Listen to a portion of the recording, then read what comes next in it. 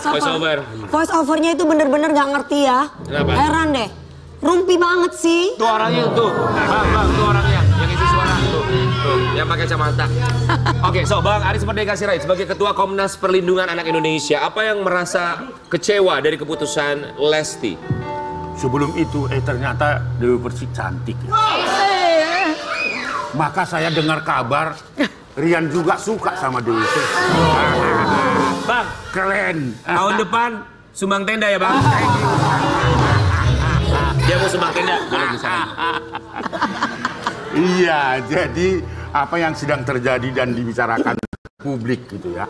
Pertama-tama saya karena bekerja di Komnas Perlindungan Anak itu kan anti kekerasan terhadap anak dan perempuan. Iya. Nah, ketika Lesti Kejora melaporkan kasus KDRT yang dilakukan oleh suaminya dengan tuduhan perselingkuhan, itu penting ya, saya tekankan perselingkuhan, bukan hanya kekerasan fisik dan verbal. Itu dia lakukan sebagai anti klimaks ternyata dari peristiwa-peristiwa kekerasan yang sebelumnya. Karena selama ini dipertontonkan seolah-olah tidak ada terjadi apa-apa. Ya, seolah-olah keluarga ini adalah keluarga yang bahagia, harmonis, tidak ada kekurangan apa, makan roti aja harus disuapin dan sebagainya. Itu kita kebanggaan itu ya terjadi.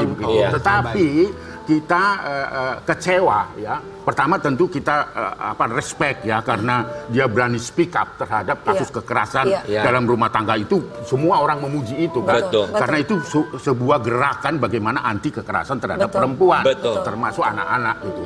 Tetapi kita dikecewakan ya, karena laporan yang pertama itu kan perselingkuhan dan kekerasan fisik maupun verbal.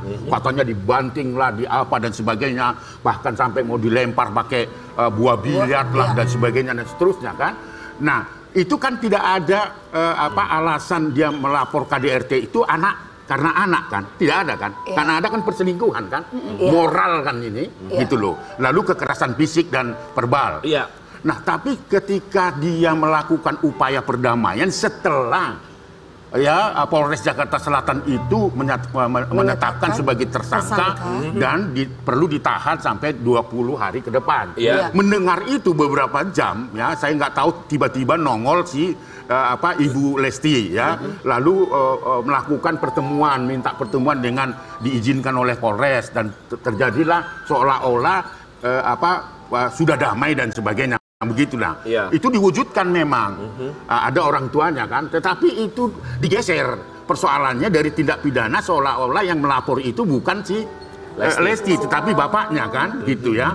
Nah, di dalam perjanjian loh. Itu tahu dari mana Bang? Itu kan ada di perjanjiannya. Sebelum ketika kita melaporkan pasti kan ada laporan terlampir. Kan begitu ya.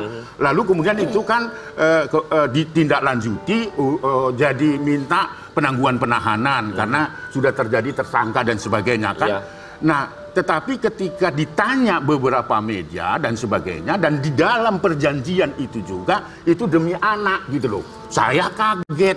Yang pertama saya respect terhadap Lesti, karena dia berani speak up terhadap kekerasan dalam rumah tangganya. Tetapi tiba-tiba ada alasan anak itu gitu loh.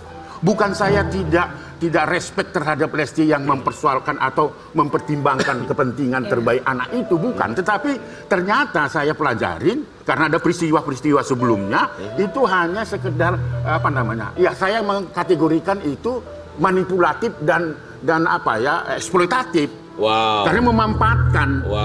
Karena nggak ada hubungannya dengan anak itu sesungguhnya. Bahwa dia respect terhadap anaknya, bahwa anaknya membutuhkan bapaknya. Tapi mohon maaf Bang Rian, saya panjangnya, membutuhkan bapak yang bagaimana? Di Indonesia itu bapak yang anti kekerasan, yang tidak mukulin istri gitu loh. Iya kan? Tapi kalau itu hanya dia membutuhkan bapak yang seperti itu, selingkuh apalagi. Kan kasihan mental psikis anak ya Pak ya.